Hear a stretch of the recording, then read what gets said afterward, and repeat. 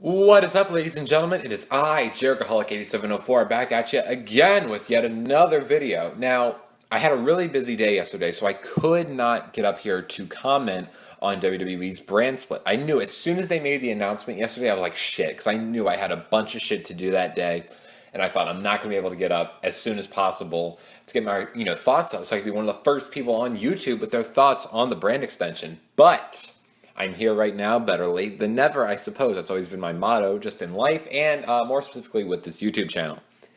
Continuing on, I'm here to talk about the brand split. Now, I've seen mixed reactions. Some people are very optimistic, some people are very pessimistic. For me, I would say, cautiously pessimistic, if that makes sense. I really want to like this, but the bad feelings are creeping in a lot more than the good feelings, if you know what I mean. I guess you could say I'm both cautiously optimistic and pessimistic. I don't want to feel too good about this. I don't want to feel too poorly about this, because I do think a brand extension is a fun idea, but the previous issues we've seen from a brand extension can easily come back up within this brand extension. Now, let's go back to 2002 when WWE decided to do the brand extension. They had one hell of a loaded roster. Not only did they have Stone Cold Steve Austin and The Rock on their rosters, arguably two of the biggest names ever in wrestling. Well, that's not even, why am I saying arguably? Why am I trying to be like this politically correct, like extremely formal person? They are two of the biggest stars in wrestling, if not the two biggest stars, at least in the modern era. Anyway, so you had The Rock and Stone Cold, and then you had other big names. Triple H, Kurt Angle, Chris Jericho, Shawn Michaels was coming back, even though he wasn't really in the mix yet. And then you had a bunch of like upper mid-card guys like Edge, Christian, the Hardys, Benoit, Guerrero, all those guys. You had such a loaded roster, and you kind of had to separate both of them for the sake of just letting everyone get some sort of fair share. I mean, granted, on Raw and SmackDown during the brand extension, there were guys who were, main eventers, upper mid-carders, lower mid-carders, and bottom tier, low mid-card guys. You know what I mean? But they still got their chance to shine.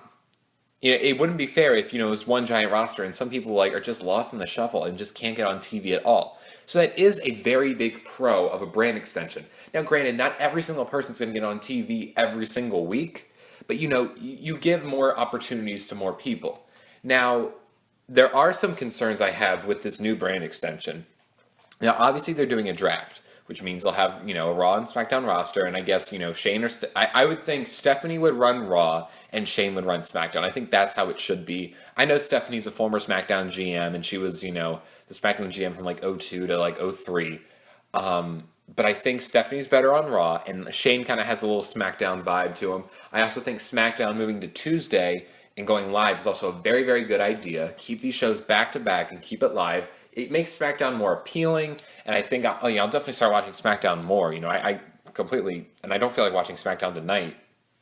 So it definitely gives more of an incentive to watch, because when there is not really a brand extension, I mean, I know in the early days of SmackDown was awesome, but that's because, it was in the middle, it was the latter portion of the Attitude Era, but it was still really good. WWE was still doing, really well. So when there wasn't a brand extension in the early days of SmackDown was still, must-see TV. The brand extension gave SmackDown a little bit more life because you saw, an alternative version of Raw, a new version of WWE programming. But, towards, in the latter years, 2012, 2013, SmackDown hasn't been, anything. There have been, some good matches, sometimes, there's a must-see SmackDown because there's a really hype main event on there. But other than that, you really don't feel any incentive to watch SmackDown other than let's just see more matches and, the tiniest bit of storyline progression. And even if you miss it, we're just going to replay it on Raw anyway, because that's the show you have to watch, because that's the show that's 3 hours. So it gives SmackDown a little bit more life, so I'll give it that. And then I want to make a point that I just made. Raw, 3 hours. Now, this is a little bit of a concern of mine because, Raw is obviously always going to be the, dominant brand. Not in I know, whenever they did the Raw versus SmackDown thing, SmackDown would always win, and the announcers would be like, oh my god, the SmackDown, the dominant brand. We all know, every person with a pulse that has watched WWE knows that Raw is superior to SmackDown in the eyes of WWE. Raw is the show with more history. More stuff has happened on Raw. Raw is where the big stars go. Raw is where big stars make their return appearances for one night. Rock and Stone Cold, they show up on Raw, not SmackDown. Stuff like that. So, what I was thinking is, if Raw's 3 hours and SmackDown's 2 hours, that kind of already shows like a really big hierarchy right there.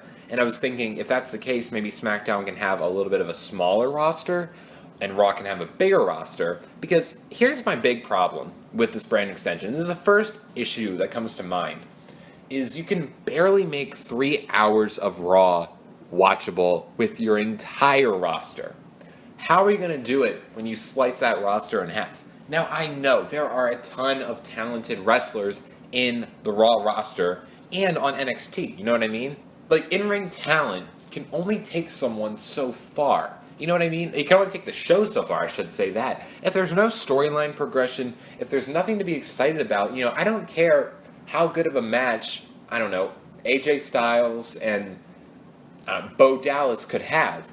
But, like, if that was announced as a Raw main event, AJ Styles versus Bo Dallas. We know AJ Styles is going to get a good match out of anyone, but let's just say that was the advertised main event. I know this is all hypothetical because that would never be a main event. But, like, would you really want to watch it? And I mean, like, even like AJ Styles versus Kevin Owens this past Monday, that was a really good match, and I really was looking forward to it just on name alone. You know what I mean? There wasn't anything about AJ Styles or Kevin Owens that made me say, oh, this is like a must-see match. I just thought, Kevin Owens is a really good wrestler, AJ Styles is a really good wrestler, this match must be good. And it was. I mean, don't get me wrong. But, it's just like there's really a lack of storyline and a lack of hype in WWE. And they're really relying on work rate alone. And I know that's what a majority of the internet fans crave. That's what they want now. Like, work rate has the priority. But you can't forget about the other aspects of wrestling.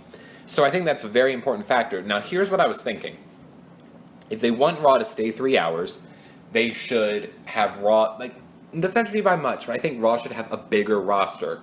Maybe have Stephanie have a majority of the roster, and maybe, like, a couple heels and faces side with Shane McMahon, and Shane McMahon has, like, a small group of guys that he can form SmackDown around.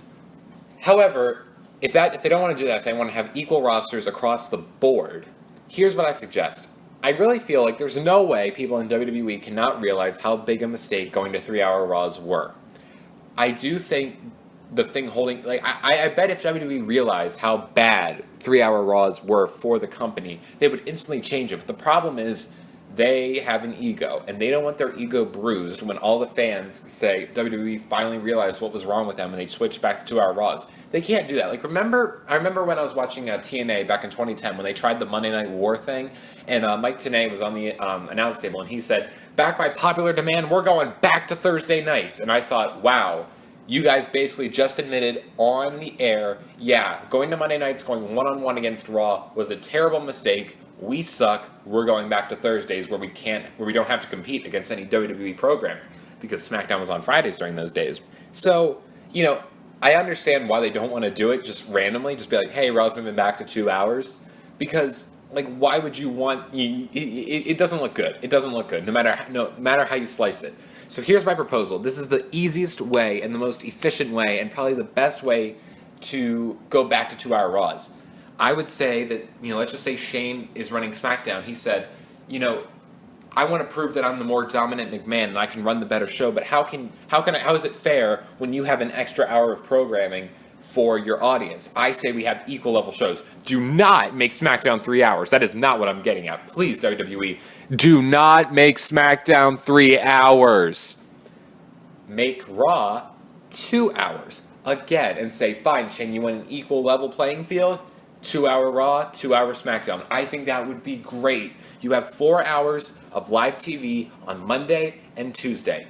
Great, great, great. You do not need 5 hours. And, like, think about pay-per-views. You have a 3-hour pay-per-view, a 3-hour Raw, and a 2-hour SmackDown, all in the span of 3 days. Now, I know taking 1 hour away won't, like, will not just, like, take this ginormous weight off the writers and wrestlers and all the other production staff. I understand it's going to be a pain in the ass to do these Raws constantly. And I know the writing staff is going to be sliced in half and all that shit, But, I think that's the most efficient way. Make Raw 2 hours, and for the love of God, do not make SmackDown 3 hours. Don't do that. My other big concern about this brand split is the championships. That's grammatically correct. My main concern is, because I have one concern, that's just one of those weird sentences that's always going to sound awkward. Anyway, main concern, the championship titles. Here's what I suggest. I think we should have an Intercontinental title and a US title, 2 mid-card titles, have one on Raw, have one on SmackDown. That is fine. However, I do not think any other title should be exclusive to any brand. Make the world title, the tag title, and the women's title all go on both shows. I understand that is more of a workload for those champions, but you don't give some scrub the title. You give a workhorse a championship reign. You know what I mean? Someone who's loyal to the company and can work. You give them a title. If they make another women's title, if they make one women's title for Raw, one for SmackDown, fine. But I don't see how that can happen. I don't think they should make... I don't want to say that I don't want them to have 2 separate women's rosters, because the women's roster right now is so thin, especially with all these injuries. Sasha Banks is out. Emma's out. I think Naomi, I don't know if she's cleared, but I thought she was coming back soon. Tamina's out. You got a lot of people. Who's really left? You have Natty, Charlotte, Dana Brooke, Becky Lynch. Is there anyone else? It's really thin right now. So I'm starting to think maybe the women just appear on both shows. Why not? The ratio of men to women in WWE on the roster is, there's a lot more men than women. So, I'm perfectly fine with having women on both shows. I don't think that's an issue at all. And if you want certain ones to be, maybe have your main event divas appear on both shows, and maybe have a couple mid-card divas be some on Raw, some on SmackDown, I think that could work. But I don't think they should make, 2 separate women's titles. That wouldn't be a good idea. And then tag titles, same principle. You don't have many tag teams, so I don't really think there's a reason to make 2 separate titles.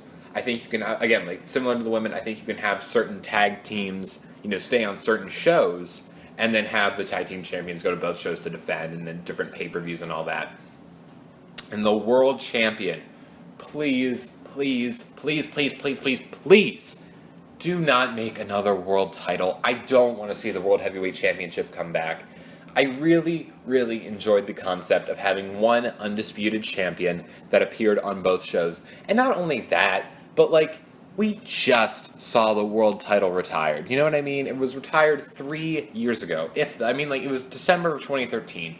I really do not want to see both of these, I don't want to see 2 world titles. I never really liked that, mainly because the only reason I really didn't like the 2 world titles was it was always obvious one was superior to the other, and it was whatever was on Raw. For a while, it was the World Heavyweight Championship. That always main evented the pay-per-views, and then the WWE Championship took that reign as the top priority.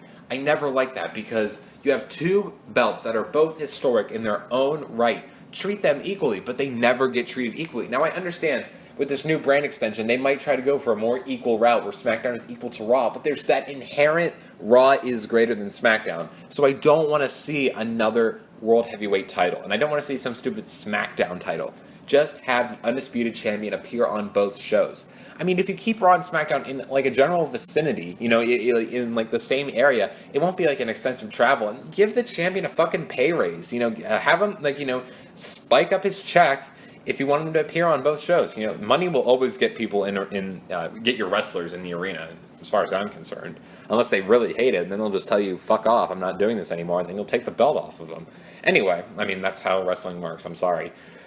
So, my only other concern, I know I said I had 2, the time zone and roster, and then the championships, but my only other one is brand exclusive pay-per-views. I am fine if they do network exclusive Raw SmackDown shows, but as far as the pay-per-views go, the 1-a-month pay-per-views, Battleground, Money in the Bank, SummerSlam, Hell in a Cell, Night of Champions, have that be both shows. I do not want to see, Raw gets Battleground, SmackDown gets Money in the Bank, Raw gets Hell in a Cell, SmackDown gets TLC. Don't do any of that shit. Just keep it all, brand exclusive pay-per-views were fun when they kind of first started going, but after a while, they just kind of got annoying because, you'd get I feel like they were kind of lower quality just because, you didn't have as many fleshed out stories on one pay-per-view. You know, there weren't as many matches to look forward to. I feel like they had a lot of filler on those shows, and like, you know, the 2003 to 2005 pay-per-views. Granted, there's some good ones, but you know, not all of them are really, you know, as memorable as pay-per-views in like 2000, 2001, 2002. Moving on, I do think like network specials can be a very, very good idea. You know, maybe like a Saturday night special. Maybe have like, you know, those like glorified house shows. Maybe make it a SmackDown house show or a Raw house show. So overall, like there are a lot of things to look out for in this brand split, but there's also a lot of stuff to look forward to. I mean, this could be a great storyline. I don't know how long they're planning on keeping this. I don't know if this is a storyline device and we're only having a brand split for like a year before this like Shane Stephanie thing comes to a head, or if they're just going to run with it. I really think I think if they just kind of follow the things I laid out, you know, don't make a second world champion, you know, keep the titles reasonable, you know, keep each show should have its own mid-card belt, but then keep the tag WWE and women's title on both shows. And then in terms of your roster, you know, if you're going to make Raw 3 hours, give Raw a larger roster and give SmackDown a smaller roster. But if you want both rosters to be equal, make Raw 2 hours again to make sure it's equal programming so that it looks equal. And for the love of God, like I said before, don't make SmackDown 3 hours long. So overall, guys, I'm like, you know, I really don't want to say like, oh, this is going to suck or oh, this is going to be awesome, because I really don't know how this is going to turn out. Obviously, we'll learn a lot more on Monday. I don't know if they're going to say anything tonight on SmackDown. I guess I can look at spoilers, but obviously they probably won't, because if the spoilers would have come out and the story would have broke like Tuesday night, as opposed to like Wednesday morning when WWE made it official. So they're probably not going to do anything on SmackDown tonight. But, you know, I definitely think on Monday they can address it and, like, you know, maybe start the ball rolling on this thing. I don't think they're going to do the draft immediately. I think they're going to wait to do the draft like that Monday before SmackDown goes live. So, like, you know, I think it would be stupid to, like, debut a new SmackDown roster but still have it on the tape show on Thursday. I think it would be smart to debut the new roster with the new GM, which I'm assuming is going to be Shane. I think Shane would be better on SmackDown. On the Tuesday when it debuts live. I don't know how that's going to affect Battleground. Again, I'm going to Battleground, so I think this makes Battleground a little more exciting because we don't really know what's going to happen. So this is going to be like the first pay-per-view with, you know, brands going head-to-head, or, you know, I don't know how that's going to work. I'm actually looking forward to Battleground now. You know, I was just kind of going because the pay-per-view was finally coming to DC again. But overall, guys, you know, I don't want to say it's good. I don't want to say it's bad. I have concerns, as I've laid out to you. But I'm really, you know, I really think WWE will come through for me on this one. You know, I always give them the benefit of the doubt, and they always seem to disappoint me. But I really think this will be good. I mean, if you asked me, I wouldn't have made a brand extension. I wouldn't have tried it again. I wouldn't have made a brand split. I would not have done anything like that. But, you know, it is what it is, and I think it could be okay, and I think it could be good. So in the meantime, I will see you guys later.